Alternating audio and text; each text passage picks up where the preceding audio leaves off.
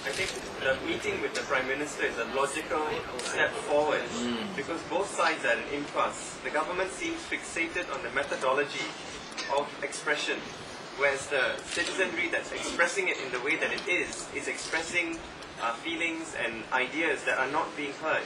I mean, we've heard repeated statements of one form or the other by members of the cabinet about how unless certain members of the cabinet are convinced of certain ideas, they will fall on deafened ears. We've heard the minister, well, the de facto minister of law, to the extent that that's actually a portfolio, I'm not sure what that is. But we've heard Minister Nazri say that we can't expect the Election Commission to be independent.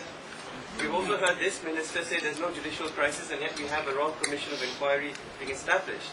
So obviously on the side of citizenry, we're very concerned that there are real issues that are being lost in the politics and the standoffs between the opposition and the government. Now, we don't want to be a part of that, but we want to be heard.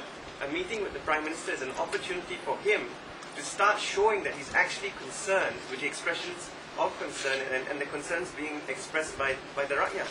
I mean, you can't just wash away the concerns by referring to terrorism or referring to violence or referring to all the things that they're doing by combining all of these demonstrations into one major demonstration. That's wrong. And I think you've got to also see that while it's very good in hindsight to say that we should have done this or should have done that, the situation is dynamic. What we're hoping for is that if this government is sincere, at least from the NGO standpoint, I think I speak for my colleagues from the NGOs here, then at least show to us, if not to the opposition parties, show to us that you're actually worried about what we're talking about.